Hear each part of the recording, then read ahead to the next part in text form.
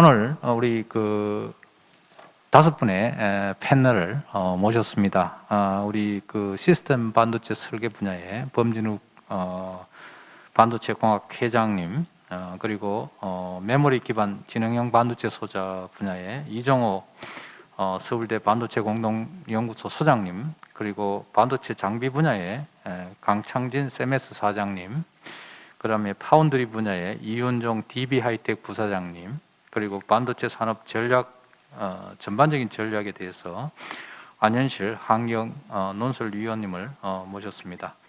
먼저 패널 발표를 들으시고 우리 종합 토론을 하도록 하겠습니다. 우리 패널분한테 부탁을 드리는 것은 조금 짧게 해주시면 좋겠습니다. 지금 현재 우리 시청자분들이 많은 질문을 해주셨기 때문에 저희들이 그 질의에 대답을 해야 되고 또 토론을 좀 하는 시간을 가지기 위해서 짧은 시간에 발표를 좀 마쳐주셨으면 합니다. 먼저 시스템 반도체 및 설계 분야에 관련해서 우리 범진욱 서강대 전자공학과 교수님께서 먼저 발표를 해주시도록 하겠습니다. 범 교수님 부탁드립니다. 예, 안녕하세요. 예, 소개해 주셔서 감사합니다. 요즘 그 사회에서 반도체에 관련된 얘기가 많이 나오는데 요즘 어떻게 보면은 공룡이 6,500만 년 전에 멸종했다고 하는데요. 그때 운석이 다가오는 그 시간을 우리가 보고 있는 듯한 그런 느낌이 듭니다. 그래서 이런 모임이 굉장히 시기적절한 것 같고 우리 김영윤 단장님과 이율 회장님께서 좋은 모임을 만들어 주신 것 같습니다. 저보다는 뭐 식견이 많은 분이 계신데 제가 그 시스템 반도체 분야에 대해서 간단히 설명을 드리도록 하면은요. 먼저 그 반도체 산업의 가까운 미래를 한번 전망해 보겠습니다. 아까 그 김영윤 단장님께서 말씀해 주신 대로 그 바이든 대통령이 백악관에서 웨이퍼를 흔들었는데 그 흔든 웨이퍼가 굉장히 큰 파장을 가져오고 있습니다. 그래서 최근에 반도체 관련 그 투자가 집중되고 있는데요. 저는 이제 시스템 반도체 분야를 이제 집중해서 얘기를 하는데 다른 분야는 조금만 얘기하도록 할 텐데 그 투자 내용을 간단히 설명을 드리면 TSMC가 113조, 인텔이 22조, 삼성은 미국 공장이 19조, 시안 공장이 10조, 하이닉스는 그 용인 반도체 클러스터에 120조, 유럽 연합도 66조를 투자하기로 했고 중국도 거의 200조 가까운 돈을 지금 반도체에 쏟아붓고 있습니다. 이렇게 대규모 투자가 된다고 했을 때 파운드리 및 반도체 생산품은 확대가 되겠으나 일부 걱정되는 것은 그 반도체 생산 장비, EUV 등의 수급 문제가 있을 수 있고요. 1년에 50대 정도밖에 못 만든다고 하잖아요. 그래서 장비 확보 경쟁이 좀 치열할 것 같고 그에 혹시 그 공급 과잉으로 혹시 구조조정이 있지 않을까 좀 그런 걱정도 들긴 합니다.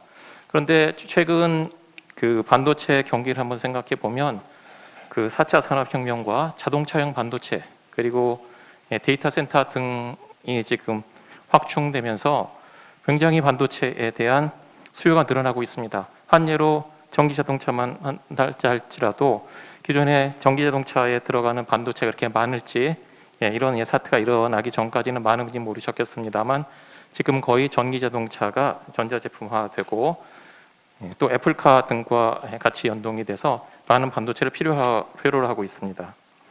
거기에 이제 연관돼서 미중 반도체, 중국의 반도체 고립은 미국의 기본 전략이 될 것 같습니다. 그래서 지금 미국은 반도체 주도권을 이제 점점 키우려고 하고 있는데요.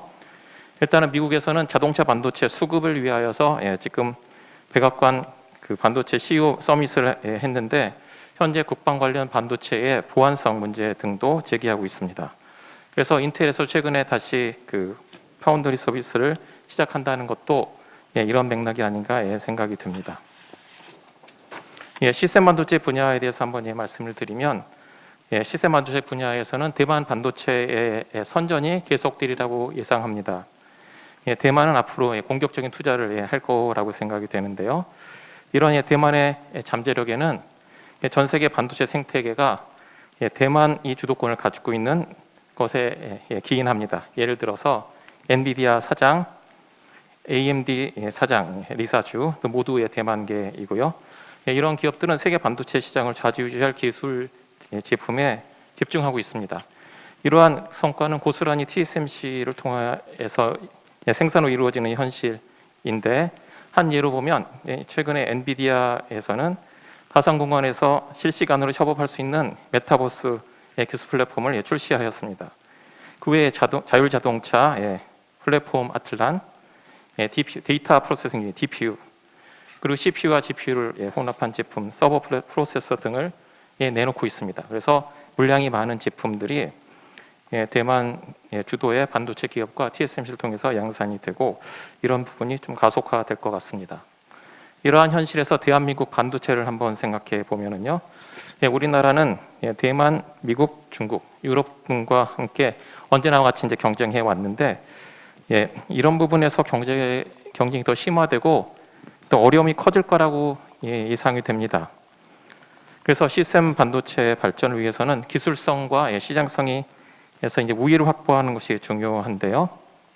이런 것을 위해서는 신제품을 개발하고 시장 친화적인 가격 정책 등에서 장점을 보일 필요가 있습니다. 그래서 많은 기업 등이 여기 대해서 노력하고 있습니다. 아까 그 모두의 황철성 교수님께서 얘기하신 대로 반도체 산업 기반 조성이 대단히 중요한데요. 거기는 인력 양성이 빠질 수 없겠습니다. 인력 양성은 반도체 지속적인 발전을 위해서 꼭 필요한 부분인데 한때 아까 황철성 교수님 그 자료를 보니 2015년, 2016년 경에 반도체 관련된 연구비가 굉장히 절반 정도로 준 적이 있었습니다. 그때는 그 우리나라 반도체가 많이 발전했기 때문에 반도체 관련된 연구 투자는 기업에서 해야 되지 않냐 그런 화두가 많이 있었고요. 그 결과 지금 오늘날의 인력 부족도 어떻게 보면 그때 반도체에 관련된 투자가 줄었기 때문이 아닌가 그렇게 생각이 되고요. 그리고 이제 반도체는 우리가 듣고 보면 흔히 구닥다리 산업이라고 생각이 됩니다. 워낙 오랫동안 들어왔기 때문에 반도체 뭐 새로운 것이 없나 그런 생각이 들긴 하는데 반도체는 따지고 보면 첨단 산업입니다. 그래서 인공지능이 구현된 것도 결국은 반도체 기술이 발전됐기 때문에 구현이 될 수 있었고 앞으로 인공지능과 함께 가장 발전된 그런 분야도 저는 반도체라고 생각돼서 반도체가 첨단 산업으로 앞으로 이제 그 굉장히 확장성이 큰 그런 산업이고요. 그리고 이제 우리나라 교육 환경을 한번 생각해 보면 고등학교에서 물리로 대학을 가는 학생들이 많이 없습니다. 그리고 수학 교과 과정도 갈수록 쉬워지고 있습니다.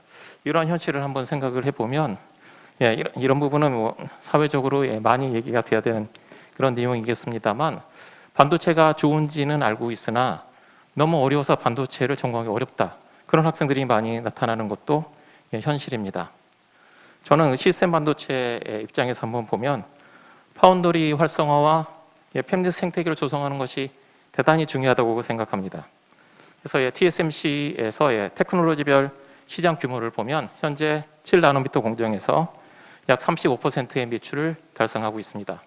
그래서 선단 어드밴스드 테크놀로지, 선단 노드 공정에서 시장이 큰 거는 맞습니다만 이러한 그 어드밴스 노드는 주로 애플, 엔비디아 같은 대기업이 사용하는 파운더리로서 일부 팹리스가 사용하는 것하고는 약간 괴리가 있습니다.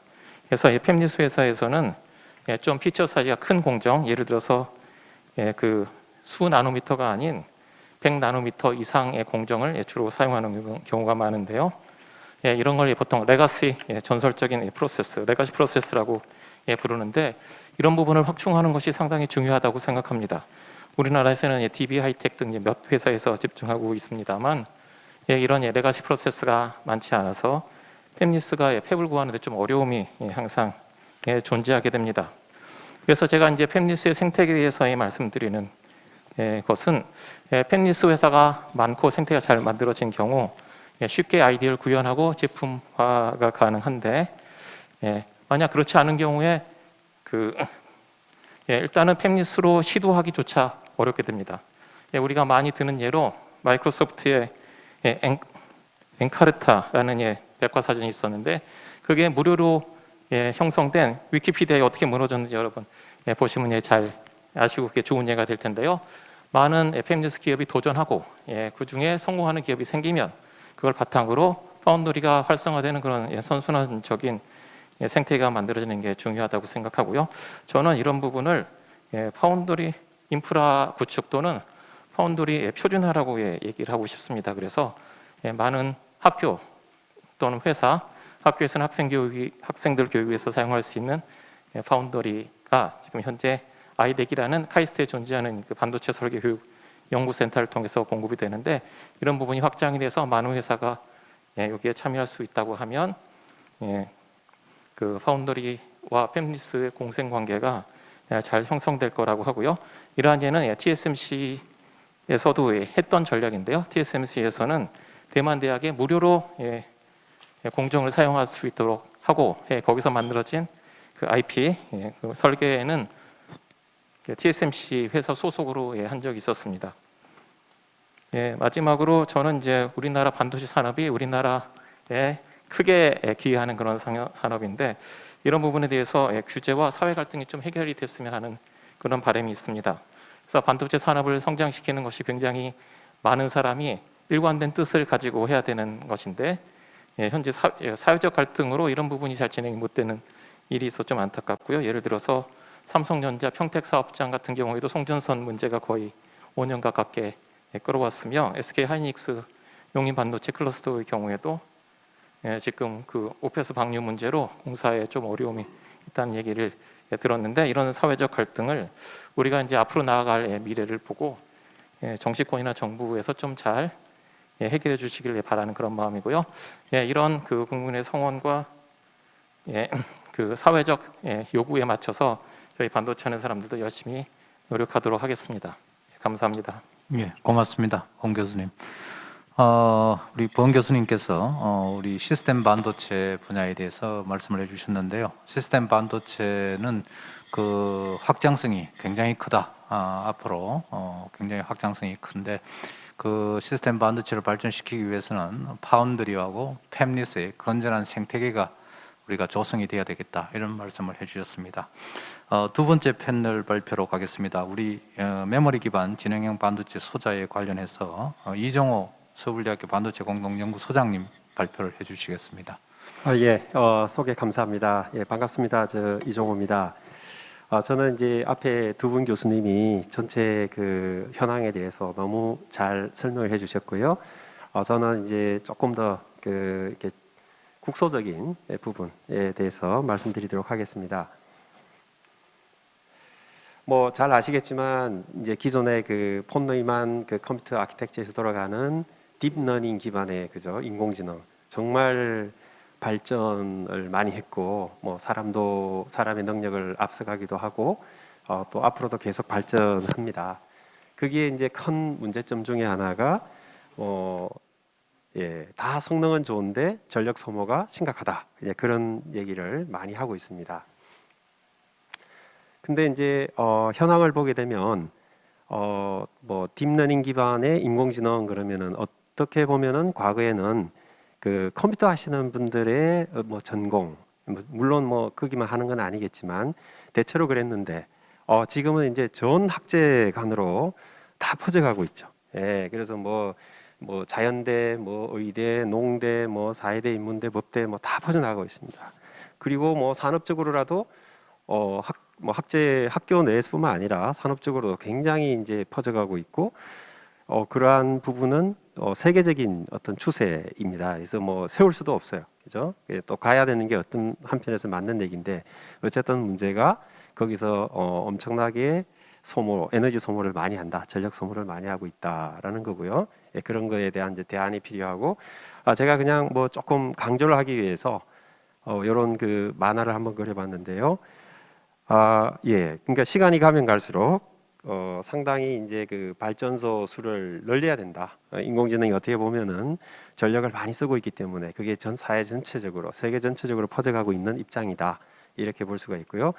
그와 더불어서 또 시간이 가면 갈수록 어떻게 보면은 이제 그 이산화탄소 발생량도 높이는 그런 결과도 가져올 수 있고, 그래서 이런 것들을 어떻게 이제 우리가 선제적으로 연구를 통해서 많이 이제 개선을 해야 되는, 그래서 그린 지구를 만들어야 되는 그런 일이 이제 필요하다, 이렇게 볼 수가 있습니다. 그래서 뭐 사람의 뇌는 뭐 잘 아시겠지만은 상당히 작은 전력을 소모하고도 인지 능력이 아주 출중합니다. 그런 상황이고요. 그러니까 사람 뇌를 한번 배워보자.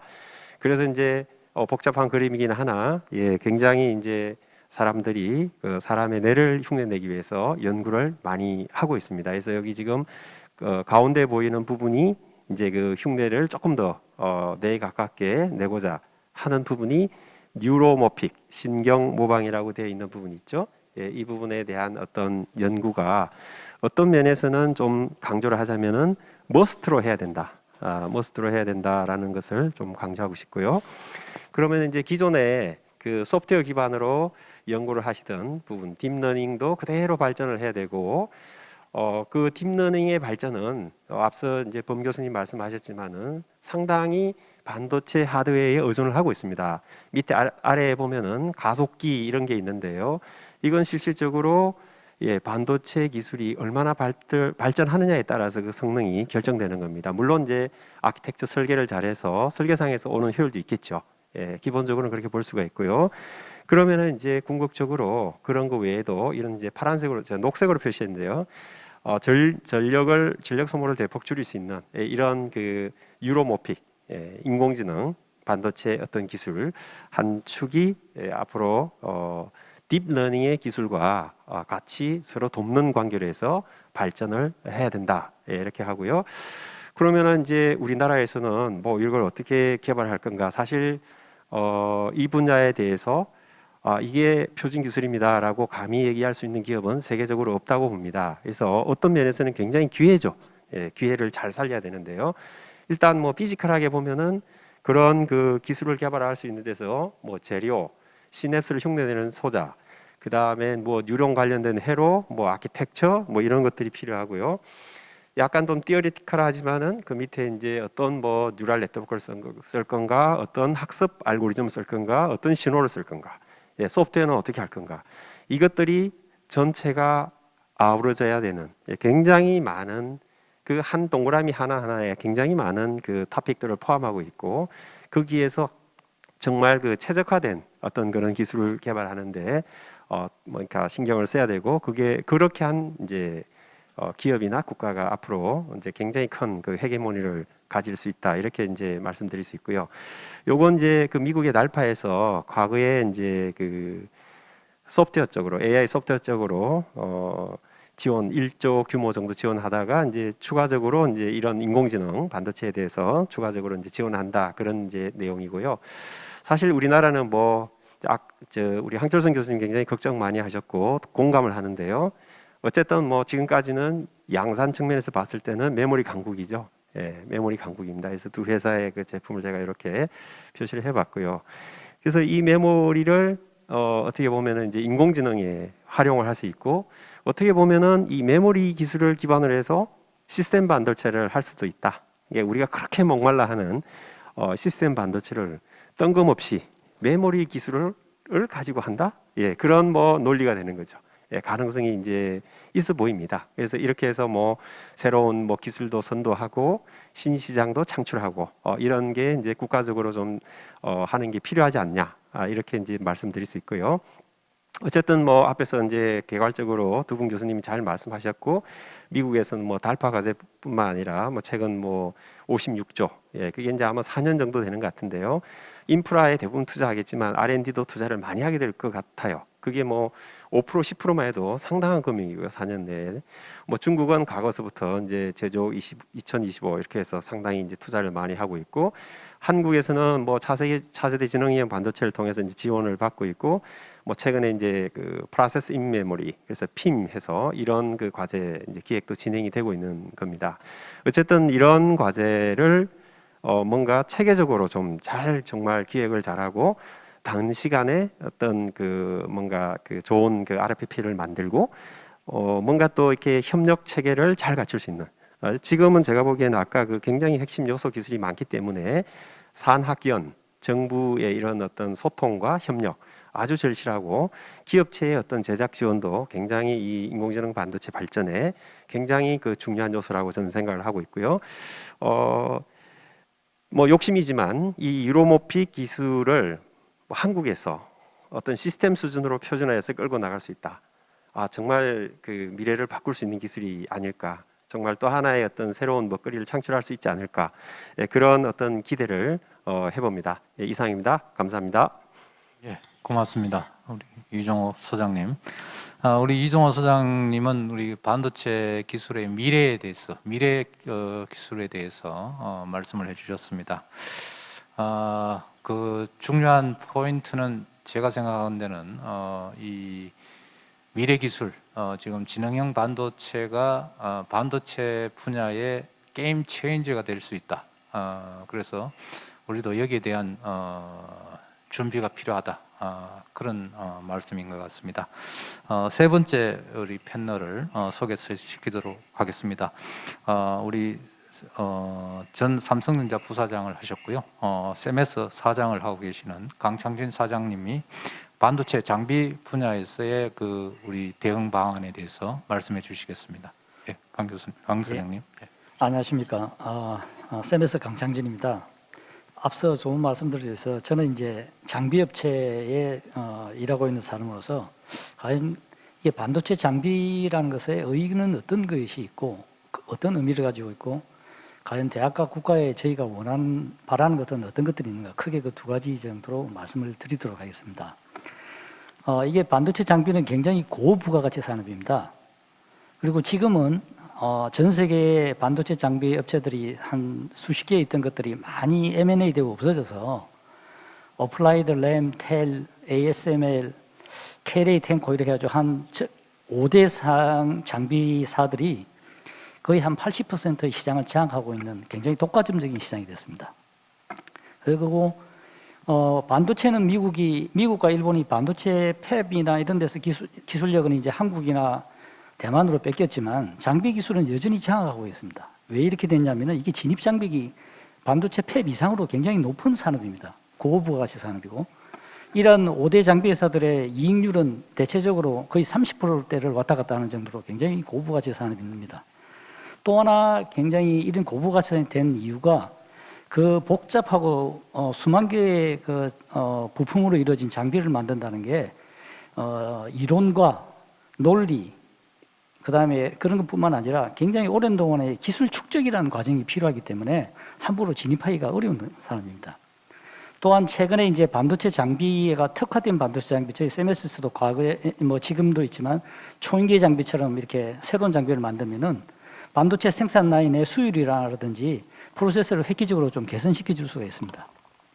그런 의미에서 반도체 제조 라인에 있어서의 차별화를 가져줄 수 있는 것이 장비일 수도 있다.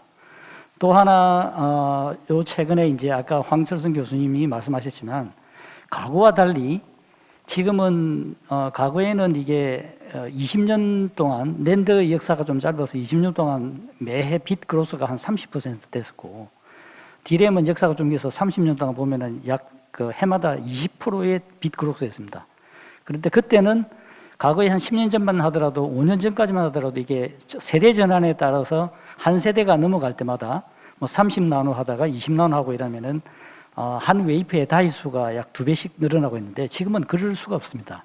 뭐 여러분 최근에 언론 지상에서 보듯이 D1, X, Y, G 이렇게 가면서 거의 1나노씩 줄어가기 때문에 한 웨이퍼 안에서 다이수가 거의 예전에 절반 정도밖에 안 들고 또한 생산비는 굉장히 코스트가 올라가서 삼성도 그렇고 지금 전 세계에서 가장 장비 투자를 많이 하는 삼성과 TSMC의 투자 규모가 거의 다 설비만 해서 20조가 다 넘는 상황입니다. 굉장히 이 투자 규모가 크고 위험한 산업이 될 수도 있는 거죠. 그래서 이게 현재의 반도체 장비 산업의 현황이라는 것을 말씀드리고, 그래서 그러면 저희가 이 산업이 대한민국은 이 삼성과 하이닉스라는 굉장히 좋은 첨단의 그 리딩 회사가 있는데도 불구하고 저희가 많이 뒤처져 있었습니다. 왜 그럴까 하면은 저희가 이제 이 부분에서 국가와 대학에서 저희가 원하는 것들은 국가도 과거에 이 과제를 한 20년 전에도 장비 과제 같은 것들이 계속 있었습니다. 근데 그게 거의 N분의 1 수준의 과제들이 많았습니다. 근데 장비를 하나 개발하려고 그러면 메이저 회사들은 최소 5년에서 10년에 걸쳐서 5천억에서 거의 1조 가까이도 돈이 드는 대규모 투자가 필요한 상황입니다. R&D와 투자에 있어서 어마어마한 비용이 듭니다. 그런데 그걸 국가가 나눠주는 뭐 몇십억 과제를 가지고 이렇게 하는 것은 비슷한 흉내는 낼 수 있을지언정 기능과 성능에서 정말 반도체 칩 회사가 원하는 정도의 성능을 낼 수가 없습니다. 그런 의미에서 이제는 목적이 뚜렷한 탑다운 과제를 칩 메이커라든지 아니면 반도체 장비 회사 좀 정말 대한민국에도 이제는 뭐 세메스, 원익 IPS, 뭐 유진텍이라든지 테스 몇몇 그래도 업체들을 통해서 정말 수요자가 확실한 가운데 탑다운 과제가 좀 많이 이루어졌으면 좋겠고, 그러한 탑다운 하에서 대학에서 저희가 원하는 것들도 장비를 만들려면은 기계에 대한 이해를 하는 설계 인력, 그다음에 소프트웨어 인력, 그다음에 전기 전장 전체의 일렉트릭을 갖다 담당하는 전장 인력, 그다음에 공정하는 사람, 모든 사람들이 다 필요한 굉장히 복잡한 산업입니다. 그래서 그런 인력들을 키워내는 그래야 저희가 지금 산업이 제대로 가는데, 현재 저희 세메스에서도 중요한 부품들은 상당히 많은 부품을 일본에서 다 가지고 있습니다. 그러다 보니까 일본 업체보다도 가격 경쟁력도 떨어지고, 또 아주 특수한 부품들은 다 텔이나 어플라이드, 램 이런 데 락인돼 있어가지고 배타적으로 그 사람들이 하기 때문에 저희가 억세스할 수도 없는 상황입니다. 그래서 그런 부분들을 대학과의 과제로 만들어가면서 굉장히 목적 지향적 탑다운 과제들을 좀 많이 만들고, 대학에서 그런 과제들을 같이 하면은 좋은 인력들이 상당히 많이 길러질 수 있다고 생각합니다. 그래서 반도체의 장비 산업에서 저희가 원하는 것, 아까 의의를 말씀드리고, 두 번째는 과제는 조금 과거와는 다른 방식으로 좀 과제를 만들었으면 좋겠다라는 말씀을 드립니다. 물론 뭐 인력이 최고로 중요한 중요하다고 생각합니다. 저희들도 사람을 구하기 위해서 굉장히 대학을 열심히 찾아다니고 있는 상황입니다. 대학에 가장 바라는 것은 좋은 인력을 저희가 계속 확보하는 것입니다. 감사합니다. 예, 고맙습니다. 우리 강 사장님. 우리 강 사장님 발표하신 내용의 그 요점은 우리 그 반도체 공정이 미세화됨에 따라서 장비가 굉장히 중요하다. 그리고 장비는 30%의 이익을 내는 고부가가치 산업이다. 그래서 이런 산업을 국가에서 지원을 해야 된다. 그런 말씀이고요. 지원을 하려면은 우리가 수요가 있는 어떤 장비에 대해서 탑다운 방식으로 선택과 집중을 해서 지원하는 것이 필요하다. 그런 말씀인 것 같습니다. 자, 네 번째 우리 패널 발표로 가겠습니다. DB 하이텍의 이훈종 부사장님께서 파운드리 분야 측면에서 우리 현재 반도체 산업의 그 분쟁과 그다음에 우리 한국 반도체의 그 대응 방안에 대해서 말씀을 해주시겠습니다. 이 부사장님 부탁드립니다. 예, 안녕하십니까. DB하이텍의 이윤종입니다. 저는 오늘 이제 국내 반도체 그 파운드리 육성에 대해서 좀 생각을 해보고 말씀을 드리고자 합니다. 파운드리에 대해서 아직 그 잘 모르시는 분도 있을 것 같아서 잠깐만 그 개요를 말씀을 드리면, 우선 21년에 세계 파운드리 시장이 약 989억 불로 전년 대비 15% 성장을 예상하고 있고, 2020년에서 25년까지는 그 연평균 성장률 CAGR이 약 8.1%로 매우 견고한 성장세가 예상이 되고 있습니다. 그 전 세계 시장 그 전체 세계 시장 대비 국내 파운드리는 20년 기준 130억 불로 약 16% 점유율을 차지하고 있고, 대표적인 업체로는 이제 삼성전자와 DB하이텍, SK 하이닉스 시스템 IC, 키 파운드리 등이 있습니다. 그 국내 파운드리가 사실 그 역사는 제법 오래됐습니다만은 상당히 그 이제 어려움을 헤쳐오는 동안에 굉장히 그 고생들을 많이 했고, 또 지금 그 국내 파운드리가 어떻게 하면 더 육성 발전할 수 있을까 하고 그 여러 가지 측면에서 생각을 좀 해봤습니다. 제일 첫 번째로는 이제 반도체 산업에 대해서 정부의 제도적인 지원에 대한 사항입니다. 크게 이제 제조시설하고 R&D 투자에 대해서 세액 공제, 또 제조시설 건립의 패스트트랙을 위한 일괄 행정 서비스 제공, 각종 규제 완화 및 반도체 펀드 등의 정책금융 프로그램 확대 같은 지원 방법들이 논의될 수 있겠습니다. 최근 민간에서 연구개발 및 제조 설비 투자 비용에 대해서 최대 50%까지의 세액 공제 제한을 한 것을 시작으로 반도체 특별법 제정에 대한 논의가 한창 이루어지고 있습니다.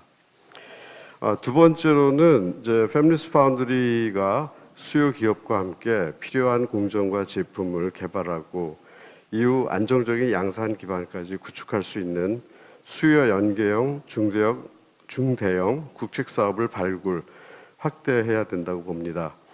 이러한 정부 지원 국책 사업에는 미래 전기차, 자율주행차 시장에서 수요가 지속 증가하고 있는 전력 반도체, 센서, 또 갈륨 나이트라이드나 실리콘 카바이드와 같은 화물 반도체도 포함시킬 필요가 있습니다.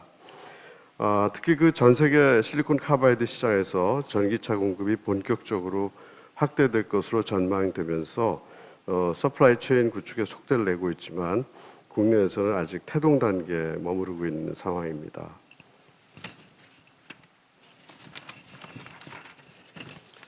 세 번째로는 인재 확보 측면인데 특히 강조를 드리고 싶습니다.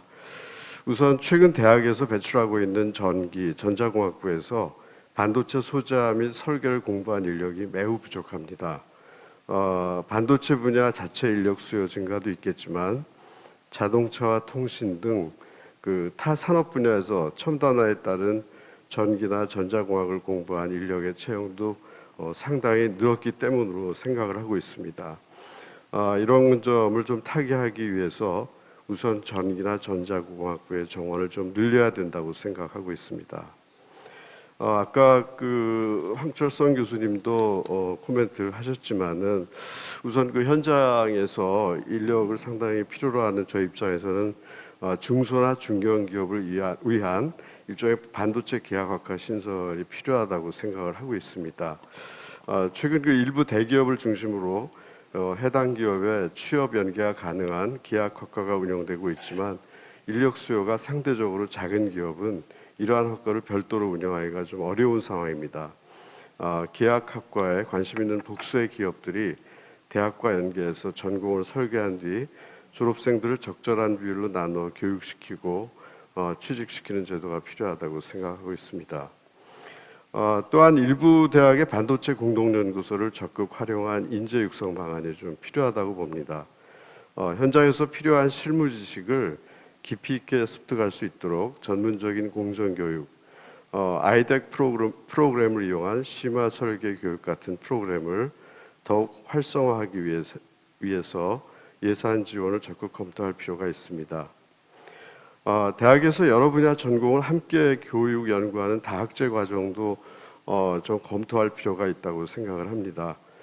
실제로 제가 재직하고 있는 회사에서 MEMS 기술로 마이크로폰 공정을 개발할 때 전자, 물리, 음향, 기계 등 다양한 분야의 지식이 필요합니다.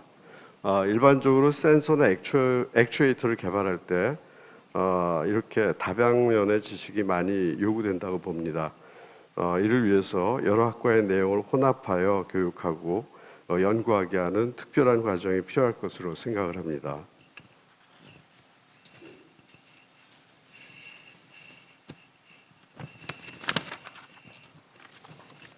마지막으로 파운드리와 상생관계에 있는 팹리스와의 긴밀한 협력 및 지원 방안에 대해 생각해 볼 필요가 있습니다. 팹리스 업체가 설계 시에 필요한 고가의 EDA 툴, 그다음에 설계, 테스트 검증을 위한 MPW, IP 상용화에 대한 지원 확대가 필요합니다. EDA 툴 관련해서는 이미 반도체 산업협회에서 시스템 반도체 설계 지원센터를 두어 툴을 무료로 사용할 수 있도록 지원하고 있지만 이를 더 확대할 필요가 있다고 봅니다. MPW 및 IP 상용화 지원 관련해서도 이미 정부에서 팹리스 IP 활용 지원 프로그램으로 팹리스와 파운드리가 제품 개발 시 IP 사용 비용을 서드파티에 지불하는 경우 일정 비용을 지원할 예정이지만 현실을 반영해서 이러한 사업 예산을 좀 늘릴 필요도 있다고 생각을 합니다. 위에 말씀드린 그런 여러 프로그램 외에도 현재 과기부, 중기부 등 다양한 부처에서 시스템 반도체 관련 지원 프로그램을 운영하고 있는데 국가적인 차원에서 하나의 컨트롤 타워를 중심으로 집중적으로 육성 관리하는 것이 필요하다고 생각합니다. 이상 국내 파운드리 육성 및 발전을 위한 몇 가지 의견들을 말씀을 드렸습니다. 현재 반도체 패권을 차지하기 위한 각국의 전쟁은 이미 시작되었고 더욱 격화되어 갈 것으로 봅니다. 미래 반도체 기술은 기술 및 산업 경쟁력에 지대한 영향을 미칠 것으로 생각하기 때문에 아무쪼록 근래 이런 위기를 기회로 삼아서 국가 경쟁력이 한 단계 점프하기를 바라봅니다. 감사합니다. 네, 우리 이윤종 부사장님, 파운드리 분야에서 측면에서 쳐다본 그 대응 방안, 지원 방안에 대해서 말씀해 주셨습니다. 특히 우리 반도체 쪽에 어떤 분야를 정부에서 지원해야 될 것인가, 그다음에 인력 양성을 위해서는 어떻게 했으면 좋겠다. 그다음에 팹리스하고 파운드리 지원책은 이런 것이면 좋겠다. 이런 파운드리 육성 관련해서 여러 가지 말씀을 해주셨습니다. 고맙습니다. 마지막으로 우리 패널을 모시도록 하겠습니다. 우리 환경 논설위원이시며 환경 AI 경제 연구소장님인 안현실 위원님이 반도체 산업 전략 측면에서 말씀을 해주시겠습니다. 안 위원님 부탁드립니다. 예, 한국경제신문 안현실입니다. 오늘 사실 제가 이 패널에 왜 나왔는지가 굉장히 좀 난감하고요. 김행준 교수님이 굉장히 원망스럽습니다.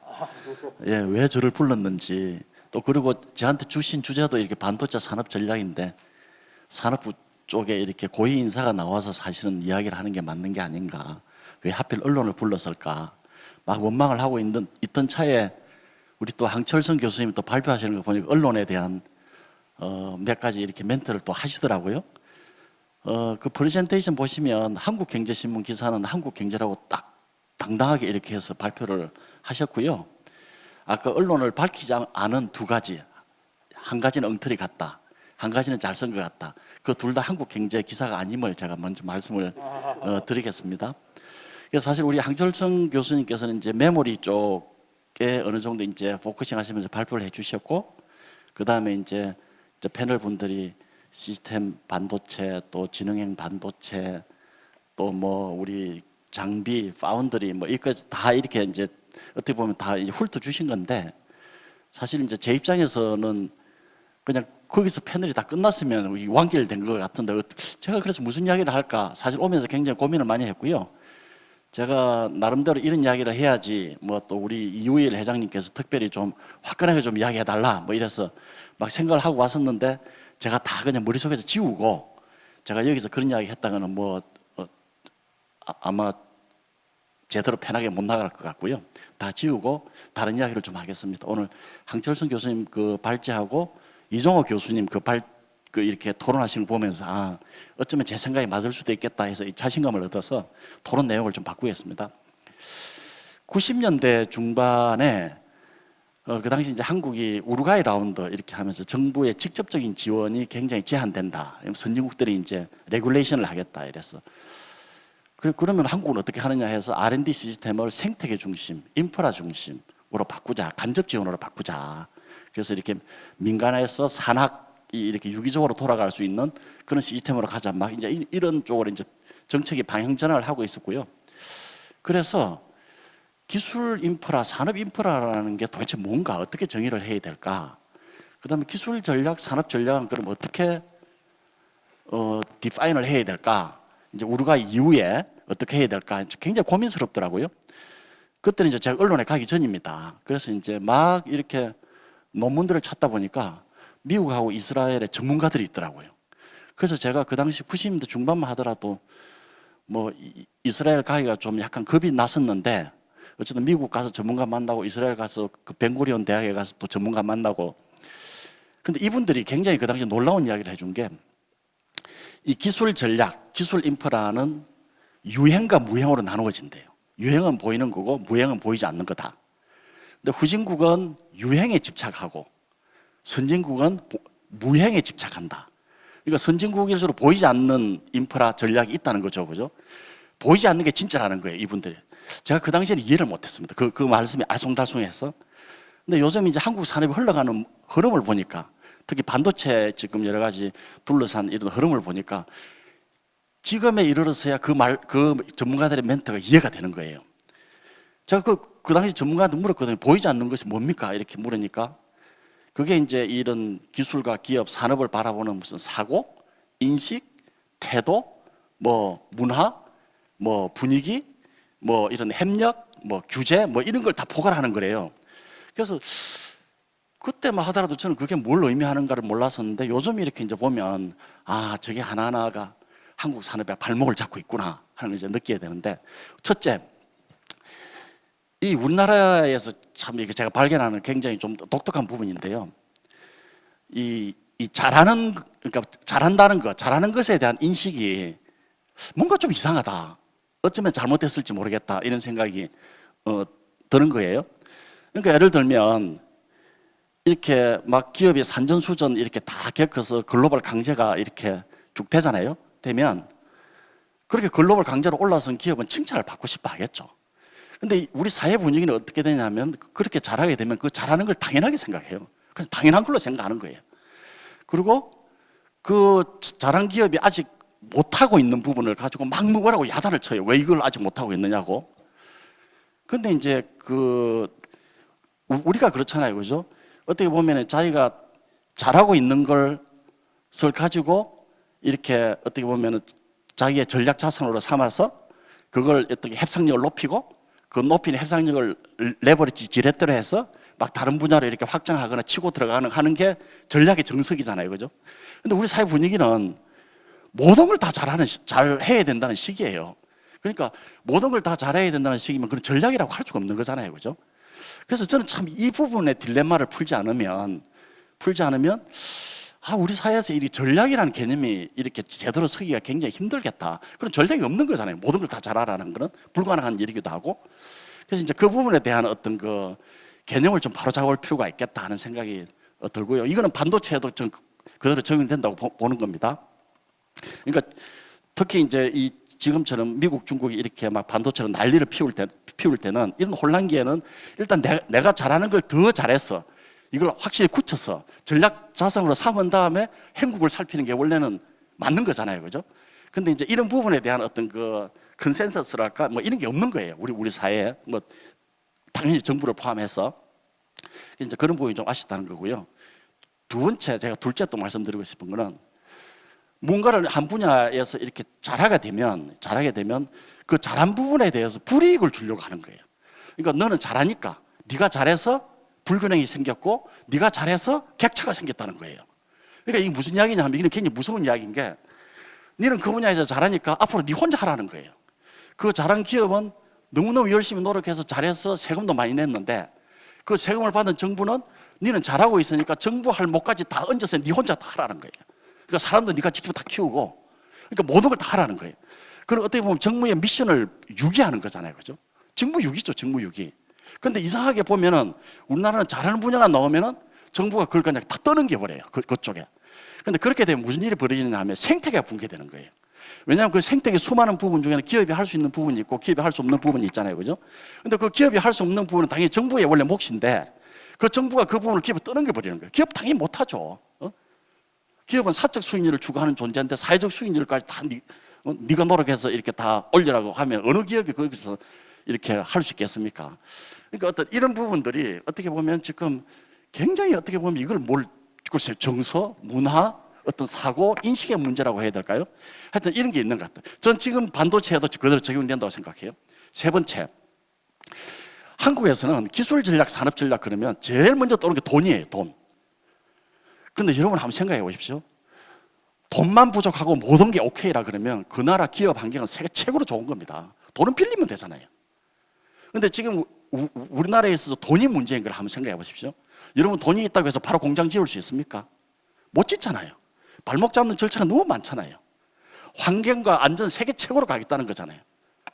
뭐 그런 식으로 그럼 반도체 끝나는 겁니다. 사실 어떤 의미에서 보면 저 환경적인 측면에서 보면 반도체를 하지 말라는 거잖아요. 공장 짓지 말라는 거잖아요. 그러니까 그래서 예를 들어서 막 그런 여러 가지 어떤 뭐 하여튼 뭐 어떤 대기업이 뭔가 필요해서 공장을 국내에 하나 짓겠다 그러면 그냥 어떻게 보면 그냥 온갖 군데에서 태클이 다 들어오잖아요. 무슨 한 건 잡은 듯이. 그것도 공장을 짓게 되면 뭘 뜯어먹겠다고 이렇게 하이에나처럼 몰려드는 게 막 줄을 서잖아요. 이렇게. 왜 이렇게 됐냐는 거죠. 이렇게. 결국 그렇게 돼서 공장이 떠나게 되면 생태계 자체가 다 무너지는 거잖아요. R&D가 설 수가 없는 거잖아요. 그죠? 그래서 이런 참체가 이해가 안 돼요. 그러니까 근데 엊그제 보니까 반도체 협회에서 무슨 세미나를 열었더라고요. 반도체 특별법을 만들자 그러고 여기도 돈을 퍼부어야 된다 그러길래 정말 답답한 사람들이다. 지금 그 협회는 지금 생태계를 만약 보고 있으면은 반도체를 바라보는 우리나라의 어떤 그 사고, 그러니까 영향력 있는 사람들의 사고, 인식, 태도, 규제, 문화, 분위기 이런 부분에 대해서 통렬하게 비판하고 거기에 대해서 지적하고 바로 잡으라고 요구를 해야 될 협회가 특별법을 만들어라, 돈이 필요하다, 정부 요구를 대변해주고 있는 거잖아요. 그런 협회가 왜 필요할까? 그런 협회는 그냥 정부로 들어가든지 해체를 하든지 이 생각밖에 안 드는 거예요. 그러니까 본질을 모르는 거죠. 그래서 이게 전략 그러면 돈부터 생각하는 거, 이 마인드를 버려야 된다. 이렇게 가는 한 우리는 절대 선진국으로 갈 수가 없다. 무행적인 어떤 협력 문화, 이런 생태계는 절대 만들어질 수 없다. 저는 이 생각을 하고요. 네 번째 저는 이 생각을 합니다. 지금 아까 이제 우리가 황철선 그 교수님 발표하시면서 이제 미국이 NSC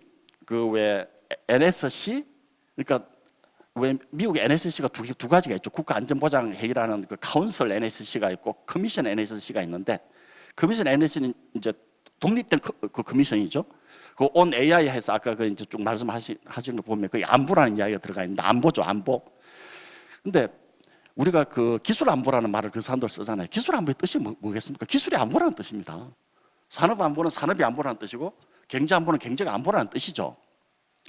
그럼 쉽게 말하면 기술과 기업이 안보 자산이라는 뜻입니다. 전략 자산이고.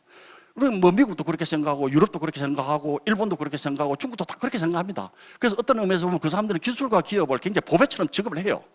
그런데 우리는 그 사람들이 말하는 안보의 개념을 잘못 알고 있는 것 같아요. 만약 우리가 예를 들어서 기술 안보, 기업 안보를 떠들려고 하면 지금처럼 기술과 기업에 대해서 이렇게 적대적이면 자기 모순이잖아요. 그러니까 우리가 양심에 대고 손을 얹으려고 한번 생각해 봅시다. 우리가 정말 기술과 기업을 안보 개념으로 이렇게 대우해주고 있는가? 안 하고 있잖아요. 그러니까 이러면서 남이 안보를 한다고 이렇게 떠들면서 정작 거기서 배우는 건 없는 거예요. 배우는 거. 제가 결론을 내겠습니다. 이 반도체가 대표적인 것일지도 모르는데요. 지금 다른 산업도 다 마찬가지입니다. 이 대한민국은 언제부터인가 기술 전략, 산업 전략이 없는 나라가 됐어요. 그 언제부터인지에 대해서는 제가 말씀 안 드릴게요. 여러분들이 판단하십시오. 이게 전략 없는 계획이라는 거는 아무리 쏟아봤자 의미가 없는 거잖아요. 근데 대한민국 정부는 계속해서 계획을 쏟아냅니다. 근데 그 계획이 왜 계획으로 끝날까요? 전략이 없기 때문입니다. 그러니까 그럼에도 불구하고 저렇게 쏟아내는 거는 그냥 정부가 일하는 척 사기를 치는 거죠. 사실은 어떻게 보면 월급 값은 해야 되니까.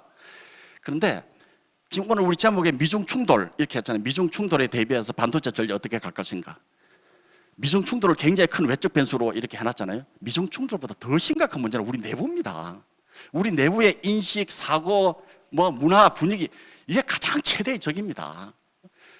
그래서 제가 결론을 내리면 우리 사회는 목소리가 큰 사람들이 있습니다. 정치인도 있고 관료도 있고 시민단체도 있고 아까 우리 황철선 교수님 말씀하셨지만 엉뚱한 소리는 해적기는 언론도 있고 제발 이 사람들이 좀 제대로 공부를 좀 하면 어떨까 이렇게 해서 마치겠습니다. 예, 고맙습니다. 제가 왜 우리 안현실 위원님을 모셨는가? 사실 여기 지금 나와 있는 우리 지금 7사람이 나와 있는데요. 6사람은 다 반도체 하는 기술자들입니다.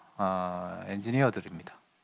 그래서 한 분 엔지니어가 아니신 분이 지금 이 사태를 한번 봐주셨으면 하는데 정말로 아주 잘 꼭 집어서 이렇게 말씀을 해주셔서 너무 고맙습니다. 정말 우리가 기술 안보 이렇게 이야기하는데 그다음에 우리가 전략 이야기하는데 진짜 전략이 있냐? 이 문제에 대해서 정말 우리 반도체 하는 사람들이 다 한번 고민을 해봐야 되지 않는가 그런 생각입니다. 그럼 전략이라는 문제에서 보면은 지금 이제 저희들이 반도체에서 우리 황철성 교수님도 말씀을 하셨습니다만은 메모리 강자. 그러면 메모리 다음에 뭐가 있습니까? 이 말이지. 우리 이제 시스템 IC는 이제 팹리스가 있고 파운드리가 있습니다. 그러면은 팹리스에 쳐다보면은 CPU, GPU를 만드는 우리 인텔, 그 다음에 엔비디아, AMD 이런 이제 큰 회사들이 있죠. 그 다음에 또 한 부분은 우리 퀄컴과 같은 모바일 이제 AP 칩을 만드는 또 큰 회사가 있고요. 그 다음에 이제 CIS 이제 우리 이미지 센서 하는 또 소니가 있고요. 그러면 삼성은 지금 현재 어떻게 보면은 AP 쪽에서 경쟁을 해야 되고 CIS도 소니하고 경쟁해야 되고 그 다음에 이 지금 CPU, GPU 뭐 쪽에서는 뭐 경쟁이 안 돼서 지금 못 하고 있는 셈이죠. 그러면은 과연 그러면은 우리는 팹리스 쪽은 어떻게 육성해야 될 거냐? 그 다음에 파운드리, 삼성 파운드리, TSMC 파운드리 2위 하고 있습니다. 이 말이죠. 어떻게 할 거냐? 그러니까 결국은 우리가 어떻게 그 전략을 반도체 쪽의 산업의 전략을 구사를 해야 될 것인가에 대해서 사실은 심각한 고민을 해야 됩니다. 그 우리 시청하시는 분들이 많은 질문을 주셨습니다. 많은 질문을 주셨는데 아마 시간상 다 답변은 못 드리고 첫 번째 질문이 그런 내용입니다. 우리가 잘하고 있는 것을 보완해서 지속적으로 보완을 하고 그 다음에 새로운 분야로 가는 것이 낫다고 생각하는데 어떻게 생각하십니까? 이런 질문이 첫 번째 질문이에요. 이 문제 관련해서는 어떻게 보면 이제 아까 우리 황철성 교수님 이야기하신 메모리 잘하고 있으니까 메모리 잘하고 그 다음에 조금씩 팹리스나 파운드리 쪽을 우리가 확장을 해가자. 뭐 그런 이야기인 것 같습니다. 혹시 이 부분에 대해서 이 질의에 대해서 우리 황철성 교수님 뭐 조금 언급을 해주실 수 있겠습니까? 아니 특별히 언급드릴 게 사실은 없는 것 같습니다. 이미 잘 말씀해 주신 것 같은데요. 그 아까 제가 시간 관계상 하나만 그 말씀을 못 드린 게 있었는데 하나만 더 말씀을 드리고 싶은 것은 우리 전선이 너무 넓은 것 같습니다. 방금 단장님께서 말씀하셨지만 예를 들어서 우리가 TSMC랑 파운드리 분야에서 경쟁하는 게 좀 어렵다고 생각하는 이유가 뭐냐면 두 가지 이유가 있습니다. TSMC는 고객과 경쟁하지 않는다. 근데 우리는 고객과 경쟁하는 파운드리 회사를 운영하고 있습니다. 두 번째로 삼성 파운드리가 TSMC랑 경쟁을 하는 게 아닙니다. 삼성 파운드리는 대만과 경쟁을 하고 있습니다. 그런 생각을 좀 냉철하게 판단을 해가지고 우리가 할 수 있는 부분과 할 수 없는 부분을 명확하게 정하는 것이 조금 전에 안 의원 말씀하신 그 전략을 수립하는데 첫 번째 단계가 아닐까 그렇게 생각을 하고 있습니다. 네, 고맙습니다. 그 우리 시청자분이 올려주신 두 번째 질문을 보면은 팹리스하고 파운드리 중에서 어느 쪽을 투자하는 것이 미래를 위한 것입니까? 이런 질문이 있습니다. 우리 이훈중 부사장님 어떻게 생각하시는지 한번 말씀을 해주시면 좋겠네요. 예, 이게 참 그 여러 가지 케이스가 있을 수가 있어가지고 하나의 답변으로 말씀드리기가 좀 애매할 것 같긴 한데요. 일단은 이 패블리스하고 파운드리는 사실 뭐 이제 별도로 생각할 수가 없고 우리나라에서 패블리스하고 파운드리 하나의 하나의 페어로 이렇게 생각을 해야 된다고 기본적으로 생각을 하고 있습니다. 그런데 사실 이제 그리고 우리나라가 전통적으로 메모리부터 시작해서 반도체 그 제조 또 생산 기술 이런 데 굉장히 강점이 있기 때문에 우리가 그 팹 업체, 여기서 이제 팹 업체로 말씀을 하셨는데, 파운드리를 우리가 기본적인 경쟁력, 메모리를 이어서 그 제조 경쟁력을 계속 지속적으로 갖고 있는다는 차원에서 우리가 파운드리가 대단히 중요하다고 보는 거고, 그다음에 팹리스는 사실 뭐 말할 것도 없죠. 팹리스는 시스템에서부터 시작해서 시스템에 필요한 반도체 칩을 직접 설계하고 검증하고 이제 그런 일을 하는 거죠. 거기다가 이제 양산 경쟁력을 가질 수 있도록 하는 것까지 감안하면은 이것도 일종의 양산 경쟁력에 또 포함시킬 수 있다고 봅니다. 그래서 어느 쪽이라고 말씀드리기는 참 어렵다고 보고요. 우리나라를 위해서는 관점을 달리해서 팹리스가 추구해야 될 점, 또 파운드리가 추구해야 될 점이 각각을 생각을 해서 우리가 동시에 이끌고 나가야 된다고 생각을 하고, 지난 20년에서 30년 동안 이러한 방향으로 시스템 반도체 업계도 크게 보면 이러한 방향으로 계속 줄기차게 해왔다고 생각을 하고 있습니다. 예, 고맙습니다. 그 세 번째 질문은 국내 AP, 그다음에 뉴럴 엔진의 현주소에 대해서 궁금합니다. 이런 질문입니다. 우리 범진욱 교수님 조금 언급을 해주시면 좋을 것 예, 같습니다. 여기 관련돼서 지금 모바일 AP 시장은 주로 ARM 기반의 프로세서가 되고요. 예, 그리고 CPU는 보통 펜티움 X86 기반의 시장이 됩니다. 그래서 AP 모바일 시장은 국내에서도 삼성전자에서 엑시노스, 또 LG에서도 개발했고 여러 회사에서 개발했는데 현재는 조금 주춤한 것 같습니다. 그래서 이 성능이 좋은 칩이 전 세계 시장을 모두 이제 점령하는 승자 독식의 그런 시장에 약간 현재 주춤하고 있는데요. 예, 거기 곧 선전하기를 바라고, 그 아까 NP 뉴럴 엔진에 관련돼서는 그 삼성 하이닉스, SK 하이닉스, 그리고 국책연구소, 뭐 네페스, 텔레칩스, 퓨리오사 여러 회사에서 여러 엔진을 만들고 있어서 거기에 관련된 그 결과 곧 있으리라고 생각이 됩니다. 그리고 아까 2번 관련해서 제가 조금 추가적으로 언급을 드려도 될까요? 팹리스 관련해서 좀 추가적으로 언급을 드리면, 네, 말씀하시죠. 예. 예, 간단하게 언급을 좀 말씀드리겠습니다. 그러면 팹리스하고 그 파운드리 모두가 중요한데요. 저는 이런 과정에서 그 파운드리를 지원함으로써 팹리스를 지원하는 그런 방법은 어떨까 한번 조심스럽게 제안을 드립니다. 예, 답변을 하시는데 그 한 가지 더 질문에 답변을 해주시면 좋겠네요. 그 우리 아날로그 디지털 회로에 관련된 반도체 설계 한국의 수준, 그다음에 설계 인력의 확보 전략, 이런 부분에 대해서 우리 범 교수님 계속적으로 좀 답변을 해주시면 좋을 것 같습니다. 예, 거기 관련해서 좀 말씀드리면 국내 그 여러 연구기관에서 연구력이 상당히 우수하다고 자평하고 있습니다. 그래서 회사도 열심히 하시고 학교도 열심히 하고 있는데요. 그 예로 2021년 그 반도체 설계 관련된 학술 대회 중에 ISSCC라는 그런 그 학술 대회가 있는데, 거기서 그 아시아권에서는 국내 논문이 30편으로 가장 많습니다. 이것은 일본의 25편보다 많고 아시아편에서 제일 많은 것으로서 여러 그 학술 대회에서 우수한 성과를 만들고 있는데, 다만 상품화하는 그런 면에서 약간 우리나라가 다른 나라에서 뒤처지는 면이 있습니다만 대학에서 열심히 하고 있다고 말씀을 드립니다. 예, 고맙습니다. 그 다음 질문으로는 그 IBM에서 2나노 기술을 발표했다는 뉴스를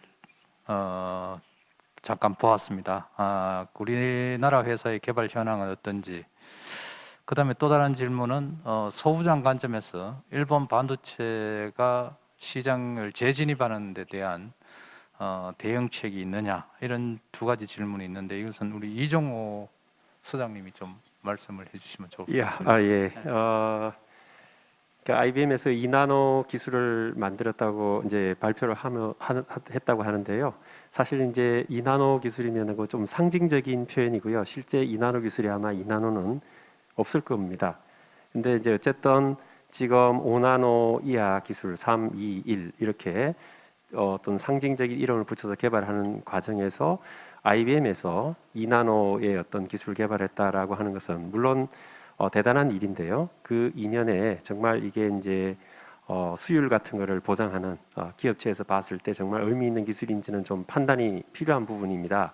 그럼에도 불구하고 그런 기술을 먼저 개발해서 발표를 했다는 것은 상당한 의미가 있다 이렇게 좀 평가하고 싶습니다.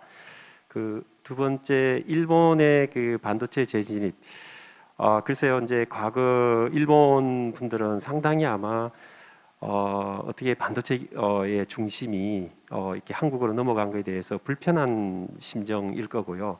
어떤 기회만 오면은 다시 일본 내에서 그런 반도체 기술의 어떤 강자로서 부활하고 싶은 그런 꿈을 항상 꾸고 있다고 생각하고 여러 가지 측면에서 이제 일본은 기초 기술이 탄탄하고 최근에 이제 대만 같은 데서 일본의 그런 좋은 소재 기술 그런 거를 염두에 두고 패키징 기술을 같이 개발하자. 아마 일본에서는 굉장히 좋아할 거고요. 또 연구소 R&D 연구소를 뭐 대만 TSMC가 일본에 짓는다. 그랬을 때도 아마 일본은 자기들의 그 과거의 꿈을 되살릴 수 있는 원래대로 뭐 반도체 강자가 되겠다는 그 꿈은 상당히 있을 수 있고 그런 측면에서 뭐 모르겠습니다. 우리나라도 일본이 이제 그렇게 해서 반도체가 어느 부분에서는 강하게 나올 수도 있겠구나. 그런 게 뭔지를 좀 면밀히 살피고 거기에 대한 어떤 이제 정부에서도 좀 그런 대응 전략 그런 걸 고민할 필요가 있다고 생각합니다. 예, 고맙습니다. 이게 질문이 두 가지 질문이 있는데요. 반도체 정착 장비 전망과 발전 방향, 그 다음에 반도체 부품 국산화율 향상을 위해서 정부 과제의 실질적인 효과가 있느냐, 이런 두 가지 질문이 있습니다. 이거는 우리 세메스의 강창진 사장님이 좀 답변을 해주시면 좋겠습니다. 예. 사실은 저희 셈에서는 정착 장비는 하고는 있지 않은데 최근에 정착 장비 저희가 트렌드를 보면은 아토믹 레이어 데포지션 ALD 방식으로 많이들 더 정교해지기 위해서 갈 것 같고요. 그런 점에서 보면은 이 메탈이든 다이렉트릭이든 이게 아토믹 레이어 방식으로 되면서 부품에 있어서도 말씀드린 대로 굉장히 정교한 그 부품들이 굉장히 많이 필요합니다. 근데 그런 부품들이 국내 업체들이 억세스 할 수 없는 경우도 많이 있습니다. 그래서 연결해서 국내 업체, 국내 저희 정부가 아까 말씀드린 대로 이 목적 타겟팅을 정확하게 해서 거기에 대해서 탑다운으로 해 나가지 않으면은 이런 그 외국과 이 큰 메이저 업체들하고 경쟁하는 게 굉장히 어렵다고 생각합니다. 그래서 이 반도체 정착 장비의 향후 미래에 과연 어떻게 갈까 하는 것은 이 결국 아까 말씀드린 대로 어떤 전략을 가지고 선택과 집중을 잘 해야 될 것 같고 이 우리가 국내에서 장비를 한 세대는 쓸 수도 있는데 장비에 있어서 진짜 중요한 것은 있는 장비를 계속 개선시키고 또 다음 세대 장비도 개발하고 하는 그러한 R&D 역량입니다. 그래서 그런 데를 어떻게 우리가 준비하느냐에 제가 볼 때는 미래가 달려 있다고 생각을 합니다. 예, 고맙습니다.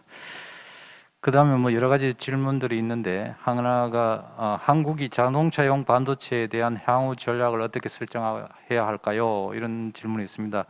이건 제가 답변을 드리면은 우리 자동차용 반도체를 하는 팹리스 업체들이 꽤 많습니다. 텔레칩스나 넥스트칩이나 이런 회사에서 지금 자동차용 반도체에 대해서 사실은 엔지니어링 샘플이 나와 있습니다. 그래서 보통 우리 일반 자동차가 한 200개에서 300개 정도의 그 반도체가 들어가고요. 자율주행차가 되면 한 500개가 넘었을 것 같습니다. 그래서 이 부분도 사실은 어떻게 보면은 우리 반도체 쪽에서는 블루오션이 될 수가 있는 그런 측면이 있습니다. 그래서 이 부분에 대해서 팹리스들이 우리 국내 팹리스들이 상당히 지금 준비를 하고 있어서 향후에 좋은 소식이 있으리라고 생각을 하고 있습니다. 여러 가지 뭐 또 다른 질문들이 있습니다만은 시간 관계상 생략을 하고자 합니다. 오늘 저희들이 좀 전체적으로 결론을 내리자면은 우리 뭐 안현실 위원님 말씀하신 것처럼 전략이 없지 않느냐 이런 말씀을 좀 드리고 싶습니다. 우리가 이제 대응 방안이라고 이야기를 했는데 좀 더 세심한 주의를 가지고 우리가 세심한 전략을 짜야 된다. 지금 너무 이렇게 흥분된 상태에서 몇몇 사람이 모여서 이 대응 전략을 만드는 것은 굉장히 위험하다. 좀 더 많은 전문가들의 의견을 청취하고 그래서 그 의견들을 수렴해서 우리가 아주 신중하고도 아주 세밀한 전략을 짜는 것이 필요하다. 그렇게 말씀을 드릴 수 있겠습니다. 시간 관계상 이것으로서 우리 그 과총 그 반도체 긴급 토론회를 마치도록 하겠습니다. 오늘 그 주제 발표를 해주신 황철성 교수님 감사드리고요. 나와주신 5분의 패널 분들한테 깊은 감사를 드립니다. 오늘 이런 자리를 만들어 주신 우리 과총의 이우일 회장님 깊이 감사를 드립니다. 자, 이것으로 오늘 우리 긴급 토론회 미중 반도체 분쟁과 한국의 대응 방안에 대한 토론회를 마치도록 하겠습니다. 여러분 오랫동안 시청해 주셔서 감사를 드립니다. 감사합니다.